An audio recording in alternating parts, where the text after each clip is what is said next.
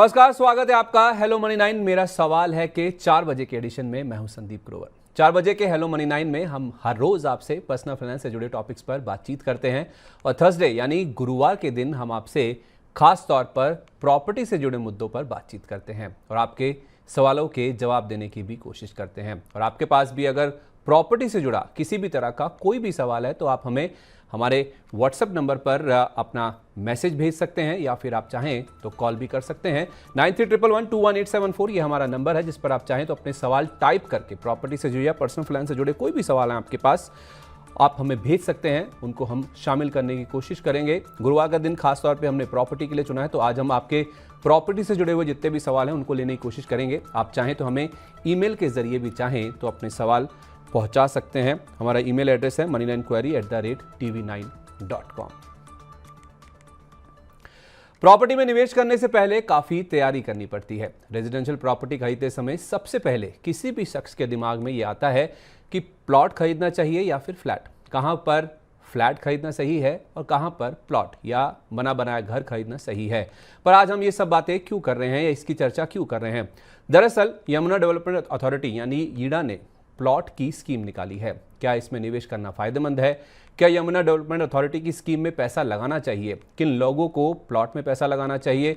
क्या इसमें घर बनवाकर रह भी सकते हैं? अगर हाँ तो कब तक मेरा घर तैयार हो जाएगा? ऐसे तमाम सवालों का जवाब देने के लिए हमारे साथ मौजूद हैं होम एंड्स के founder Pradeep Mishra ji. Pradeep sir, money 9 पर आपका बहुत बहुत स्वागत है। सर मेरा पहला सवाल आपसे यही है। दरअसल ये जो यमुना एक्सप्रेसवे अथॉरिटी ने जेवर एयरपोर्ट के पास 1184 प्लॉट्स की स्कीम निकाली है, इसके बारे में मैं थोड़ा आपसे चर्चा करना चाहूँगा क्योंकि आज हमारा जो मेन मुद्दा है दरअसल वो यही है। इसमें हमने देखा है कि रिस्पांस काफ़ी शानदार देखने को मिला है। अब तक अगर आप देखें तो करीब 76,000 लोगों ने इसमें रजिस्ट्रेशन करा भी लिया है। केवल 1184 प्लॉट हैं और अभी तक ये आंकड़ा अगर आप देखें 76,000 के आसपास पहुंच भी चुका है। पर क्या ये हर किसी के लिए सही है या फिर चुनिंदा लोगों के लिए ही? मसलन मेरा सवाल आपसे ये है कि इस स्कीम में किन लोगों को निवेश करना चाहिए? अगर ऐसी कोई स्कीम निकल के आती है तो किन लोगों को इसमें पैसा लगाना चाहिए? देखिए 16, 17 और 20 इन 3 सेक्टर्स की बात करें तो करीब 808 प्लस 376 टोटल 1184 प्लॉट्स हैं। और यहाँ लोकेशन वाइज में बात करूं तो अभी अपकमिंग एरिया कहूंगा डेवलपमेंट काफी हो रही है, लेकिन आज रिहाइश के पर्पज से बहुत ज्यादा उपयुक्त नहीं है। तो अगर आप रिहाइश इमीडिएट देख रहे हैं, घर बना के रहना चाहते हैं तो शायद एंड यूजर के मतलब का ये नहीं होगा। लेकिन अगर लॉन्ग टर्म आपका मोटिव है, मिनिमम 5 ईयर का प्लान है, तो मेरे को लगता है कि ये area short term, long term और मिड टर्म तीनों टाइप के इन्वेस्टर्स के लिए बहुत उपयुक्त है और लॉन्ग टर्म में एंड यूजर्स के लिए भी ये बहुत उपयुक्त है। अगर हम बात करें यहाँ रेट्स की तो रेट्स भी काफी अट्रैक्टिव है, फ्यूचर में रेट्स भी अच्छा रिटर्न देंगे। ओके, तो हर लिहाज से देखा जाए, चाहे शॉर्ट टर्म की बात करें, चाहे मिड टर्म की बात करें या लॉन्ग टर्म की बात करें, ये काफ़ी अच्छी स्कीम हो सकती है बशर्ते आपका नज़रिया लंबा है। यानी कि अगर आप 5 साल के नज़रिए से इसमें निवेश करना चाहते हैं, यानी कि आप ये नहीं सोच रहे हैं कि मैं अभी प्लॉट में पैसा लगा दूं, मुझे प्लॉट मिल जाए और 1 या 2 साल में वो रेडी होकर मैं वहाँ पे रहने भी लगूं, तो वैसे आप उम्मीद ना लेके चलें। मिश्रा साहब हमें ये बता रहे हैं कि आप 5 साल का नज़रिया लेके चलें। अगर आप वैसा सोचते हैं तो फिर यहाँ पे अच्छा पैसा बनता हुआ नजर आ सकता है। यानी कि कुल मिला के देखा जाए तो जो लोग लंबा नजरिया लेके चल रहे हैं या निवेश करके 5 साल होल्ड कर सकते हैं, उनके लिए स्कीम काफ़ी अच्छी है। तो यमुना अथॉरिटी ने जो प्लॉट्स निकाले हैं उसमें आप पैसा लगा सकते हैं। तो एक बात तो साफ होगी कि किन के लिए इसमें पैसा लगाना सही है। अब दूसरा सवाल यह है सर, इसकी जो कीमत है, अथॉरिटी ने प्लॉट का जो रेट है वो 24,600 रुपये प्रति स्क्वायर मीटर रखा है। आने वाले 5 साल में इसमें किस तरह का रिटर्न देखने की उम्मीद है? ये फ्री होल्ड प्रॉपर्टी है या लीज होल्ड प्रॉपर्टी है? थोड़ा इसके बारे में बताइए और इसके प्राइसिंग के बारे में भी। ये पहली चीज तो यहाँ प्रॉपर्टी लीज होल्ड है और 24,600 का जो रेट है बहुत बहुत बहुत रिजनेबल है, क्योंकि यहाँ अभी भी जो पहले अथॉरिटी ने प्लॉट्स निकाले थे उनका सेकेंडरी मार्केट का रेट है 40,000 से लेकर 50,000 रुपीज पर स्क्वायर मीटर। मतलब आज अगर हमारा ड्रॉ निकल जाता है तो हम आज भी बेनिफिट में हैं। और नेक्स्ट 5 ईयर की बात करें तो अगेन हम 40 जो मिनिमम रेट है 40,000 रुपीज पर स्क्वायर मीटर, अगर उसे भी लेके चलते हैं तो उसमें भी फ्यूचर में इन्वेस्टमेंट के ऊपर रिटर्न का अच्छा स्कोप है। तो जिस हिसाब से इंफ्रास्ट्रक्चर डेवलपमेंट हो रहा है, बहुत जल्दी एयरपोर्ट भी रेडी हो जाएगा। तो ये कुछ फैक्टर्स हैं जो यहाँ एप्रिसिएशन लेकर आ रहे हैं, क्योंकि इंटरनेशनल एयरपोर्ट का बनना ये अपने आप में इस एरिया में बहुत बड़े निवेश हो रहे हैं, और निवेश के कारण यहाँ पे लोगों को प्रॉपर्टी का अच्छा रिटर्न और इन्वेस्ट भी मिलने वाला है। तो मैं आने वाले 5 साल की बात करूं तो 40 से पकड़ूंगा मैं, क्योंकि 24,600 तो अथॉरिटी का रेट है, लेकिन मार्केट का रेट 40,000 मिनिमम है। तो मुझे उसमें भी 75,000 रुपीज पर स्क्वायर मीटर तक जाने की संभावना दिख रही है। सर, आपने कहा कि ये जो प्रॉपर्टी है, जो प्लॉट्स की स्कीम निकली है, ये लीज होल्ड है। मैं इसके बारे में आपसे आगे बातचीत करूंगा, इस टॉपिक को मैं आगे उठाऊंगा। लेकिन जो प्राइसिंग की बात आपने करी, आपने कहा कि ये 25,000 के आसपास का रेट है, और मार्केट की रेट की अगर हम बात करें तो मिनिमम 40,000 के आसपास का रेट है। आपने अभी कहा कि जो लोग 5 साल का नज़रिया लेके या ये सोचते हैं कि 5 साल बाद जाके रहेंगे, उनके लिए अच्छा हो सकता है। सर, मेरा सवाल उन सबके लिए है जो चाहते हैं कि हम ये प्लॉट ले लें और वहाँ पे घर बना के रह लें, लेकिन फिलहाल किराए पर रह रहे हैं। लेकिन आपने जैसे कहा कि अगर ये 25,000 के आसपास का रेट उनको मिलता है तो जाहिर सी बात है कि मिनिमम 40,000 का रेट तो हो जाएगा अगर उनको ये अलॉटमेंट मिल जाता है या लॉटरी उनकी निकल जाती है। तो क्या ऐसे लोग जो किराए पर रह रहे हैं, क्या उनको आप ये राय देंगे कि वो किराए पे रहते रहें, और अगर आपका प्लॉट निकल जाता है तो आप 5 साल वेट करें, किराए पे रह लें, और जब ये आपको प्लॉट मिल जाएगा, जब आपका घर बन के तैयार हो जाएगा, तब तक आपको किराए पे रहना आपके लिए ज़्यादा फायदेमंद है? क्या राय होगी उनके लिए सर आपकी? देखिए, बिल्कुल ठीक कहा।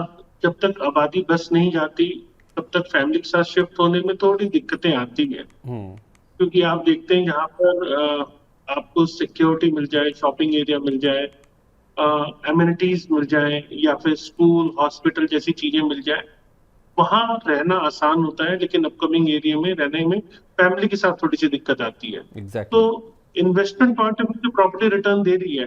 अगर शॉर्ट टर्म के लिए कहीं रेंट पे रह के आप मैनेज कर सकते हैं तो ये लॉन्ग टर्म में आपको बहुत अच्छा रिटर्न देगी।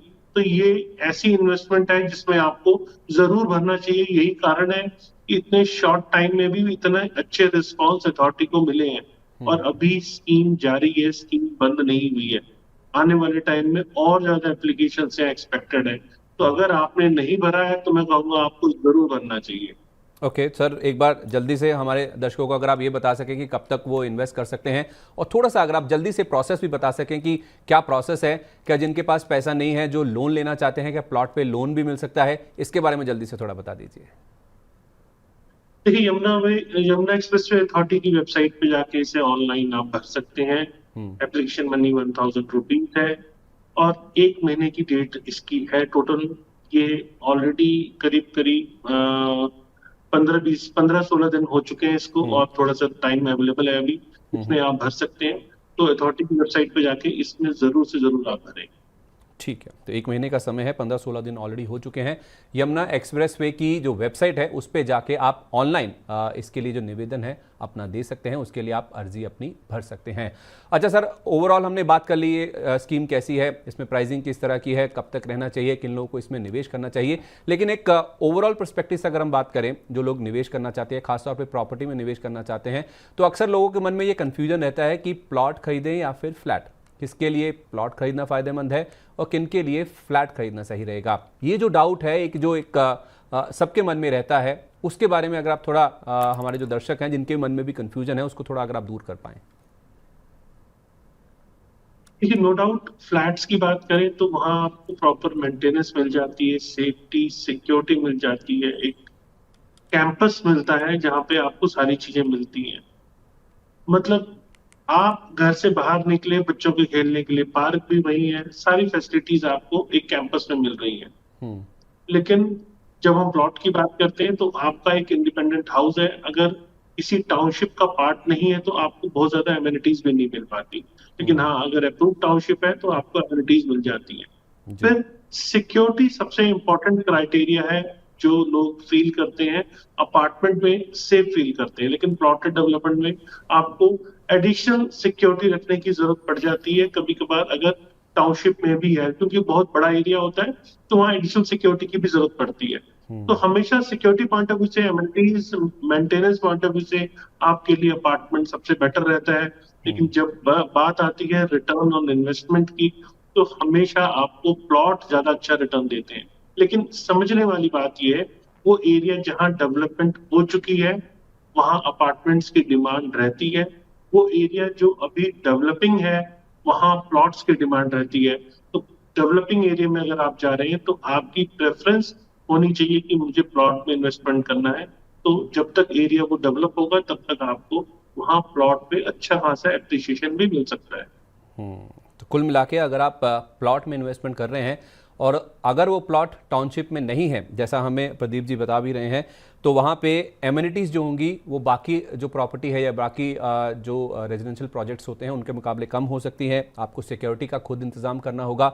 यानी कि कुल मिला के देखा जाए, अगर आपका प्लॉट ऐसी जगह पे है जहाँ पे टाउनशिप नहीं है या गेटेड सोसाइटी नहीं है, तो आपका जो मेंटेनेंस कॉस्ट है वो हाई रह सकता है। तो उस चीज़ को आपको ज़रूर ध्यान में रखना चाहिए। लेकिन अगर आपका प्लॉट ऐसी जगह पे है जहाँ पे अभी डेवलपमेंट ज़्यादा नहीं हुआ है और आप उसे लंबे समय तक होल्ड करते हैं, तो वहाँ पे एप्रिसिएशन की जो गुंजाइश है वो भी काफ़ी ज़्यादा रहती है, जैसा हमें प्रदीप जी बता भी रहे हैं। इनफैक्ट सर, मेरा अगला सवाल इसी बात पे ही था कि प्लॉट या फ्लैट में से किस प्रॉपर्टी में ज़्यादा कैपिटल एप्रिसिएशन की उम्मीद रहती है। जैसे आपने कहा कि प्लॉट अगर ऐसी जगह पे है जहाँ पे डेवलपमेंट नहीं हुआ है, आप उसे होल्ड करते हैं, जैसे जैसे डेवलपमेंट होगा तो वहाँ पे जो उम्मीद है कैपिटल एप्रिसिएशन की वो भी काफ़ी ज़्यादा देखने को मिलती है। तो क्या ये हर केस में अप्लाई होता है सर कि अगर प्लॉट या फ्लैट में से देखा प्लॉट जाए में तो क्या क्या? था, हाँ प्लॉट प्लीज। ना सीमित है। जमीन अगर हम एनसीआर की बात करते हैं तो प्लॉट सीमित है, प्लॉट जमीन नहीं बढ़ सकती है।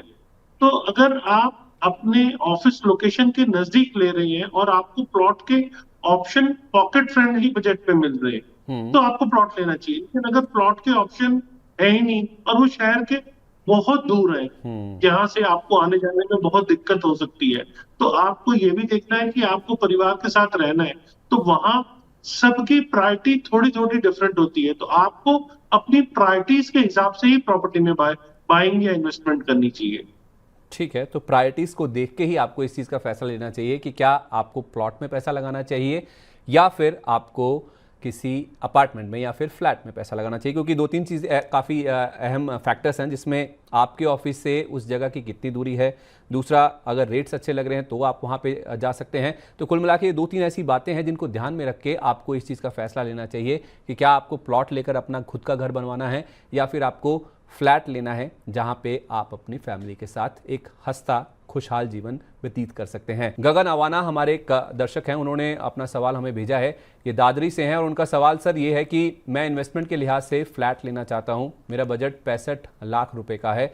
लोकेशन के लिहाज से सर उन्होंने दो लोकेशन चूज करी है, एक तो है गुरुग्राम और दूसरा है नोएडा, और इन दोनों में वो पूछना चाह रहे हैं कि कहाँ प्रॉपर्टी लेनी चाहिए जहाँ कैपिटल एप्रिसिएशन और किराए के लिहाज से अच्छी कमाई हो। यानी वो यील्ड की बातचीत भी कर रहे हैं और कैपिटल एप्रिसिएशन दोनों के लिहाज से आपसे पूछना चाह रहे हैं कि क्या नोएडा सही रहेगा या गुरुग्राम। 65 लाख रुपए का बजट है इनका।